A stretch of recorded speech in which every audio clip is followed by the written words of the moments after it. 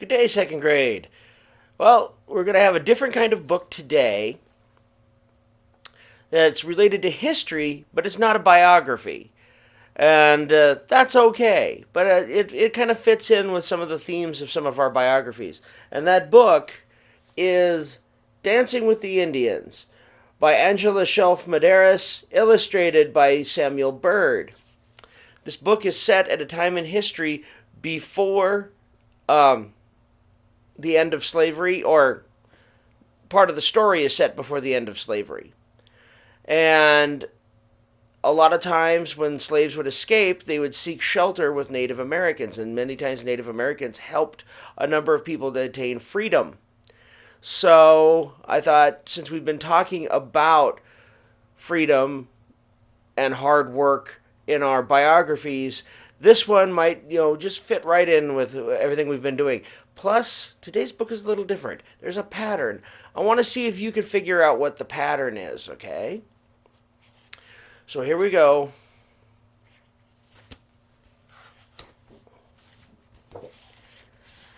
Dancing with the Indians.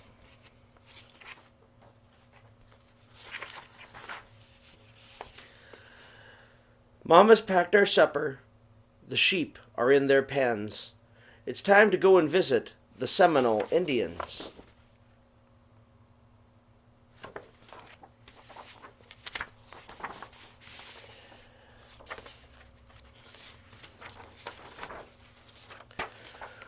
Golden threads of sunlight trickle through the trees, turning leaves above us into lacy canopies.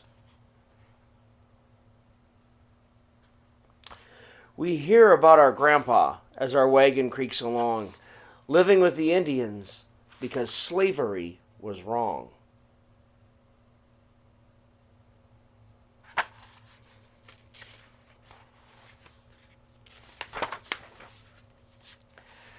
He worked on a plantation before he ran away, traveling by night, hiding by day.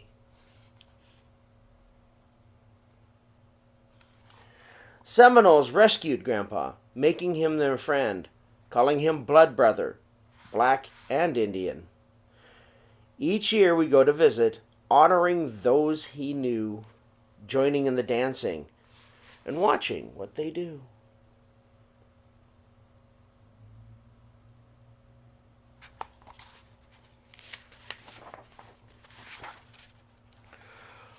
Our wagon nears the camp. Drums pound and move our feet.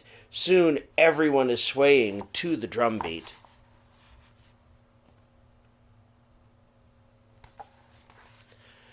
The ribbon dance is first. The women gather around. Shells on wrists and ankles make a tinkling sound.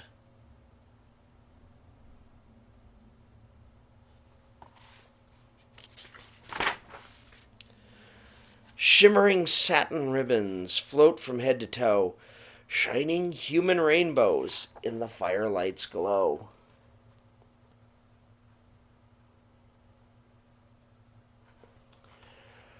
Moccasins of dancers make gentle raindrop sounds. Satin ribbons spin around, around, around.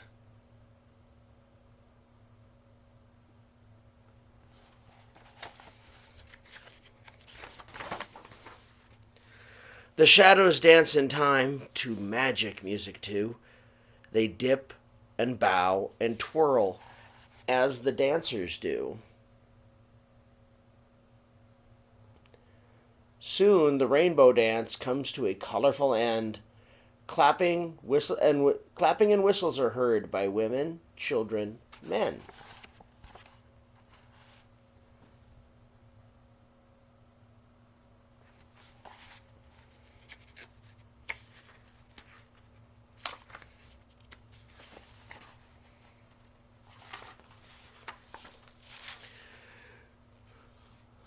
The women and their shadows melt into the dark.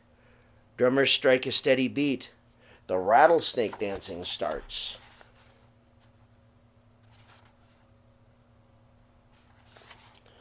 Dancers join their hands With every step they take, they twist and writhe and curl like the coils of a giant snake.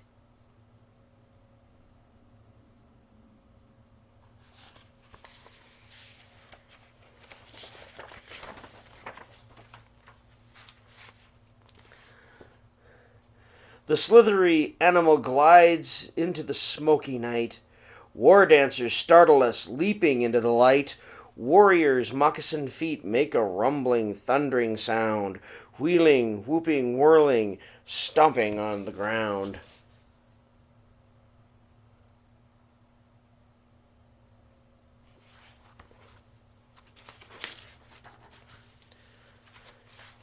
Fiercely painted dancers, shadows in the flames, reckless silhouettes, fearless and untamed.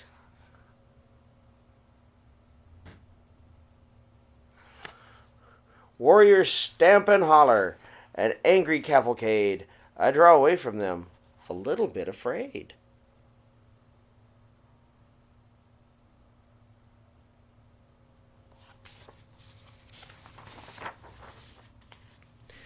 They sing of ancient battles, gloriously fought and won, of shaggy buffalo, and brave deeds that they have done.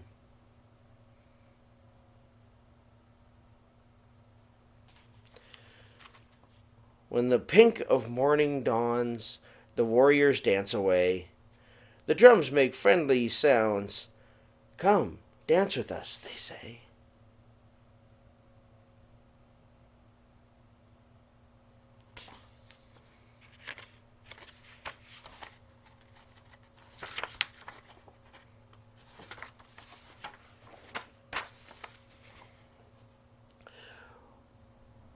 Dance the Indian stomp dance. Join us one and all. We move into a circle, hearing the drummer's call.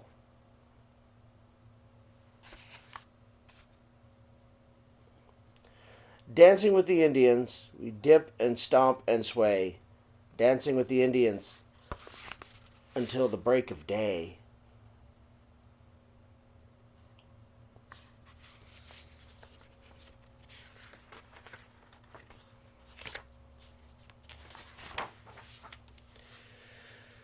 Dancing with the Indians, we dance and dance all night. Dancing with the Indians in the firelight.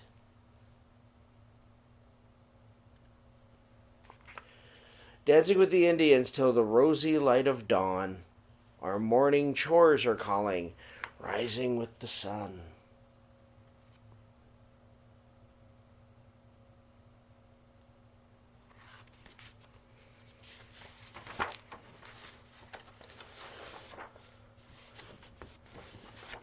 Our dance is over now, but only for the night. Papa says we're coming back to dance by firelight.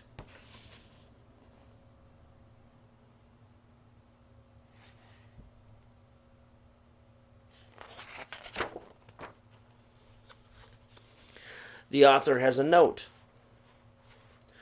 My great-grandfather, John Davis, escaped from slavery around 1862. He traveled to Oklahoma, Oklahoma.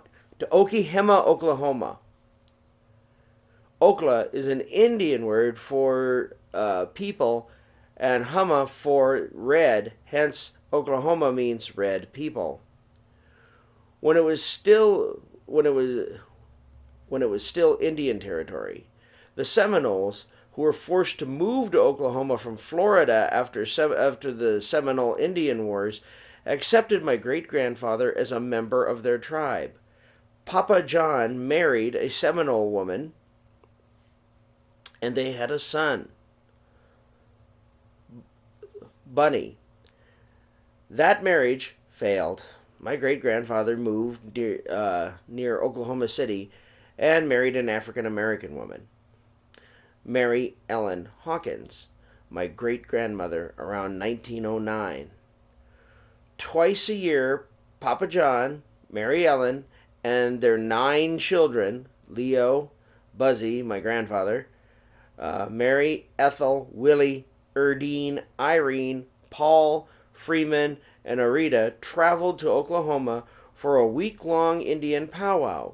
Papa John joined the religious purification ceremonies and the dances. Mary Ellen brought her wonderful fried chicken and helped the Indian women prepare the evening feasts. The children played Indian games. After Papa John died, my grandfather Leo took my mother, Angeline, and my uncle John to the powwow. Almost 100 years later, many of my Oklahoma relatives still join in the Indian powwows, and they still do the Stomp dance. The text for Dancing with the Indians was inspired by my ancestors' experience. Angela Shelf Medearis, January 15th, 1991. So this book was written almost 30 years ago. I personally enjoy the idea of different peoples coming together and sharing in ceremonies. I think it's wonderful. I have a very good time whenever we have a big event at the school. So did you notice the pattern of the book? I'm sure you did. By now you've already probably shouted at the screen, it's a poem. Yes, it is written like a poem. And so today, for the last time this week, I'm going to have you write in your notebook. And I want you to write a poem about something that you like the school doing together. Whether it's cheering at a basketball game, whether it's having a big feast in the school, whether it's whatever you like. Just tell me something that we all kind of do together. And if you can write it like a poem, that's fine. And if you can't, just write me a couple sentences about something that you enjoy. I will be back again next week. I might do another little fun book this afternoon. And then we'll give you the Easter holiday. And I hope you have a wonderful and blessed Easter. And I hope that everyone stays safe, stays healthy. But do remember to at least acknowledge the Easter holiday and the resurrection. Thank you very much, and have a good Easter. And then we will pick this up again after what would have been our Easter break. Mr. Holman needs an Easter break too. Just letting you know. All right, have a good day now.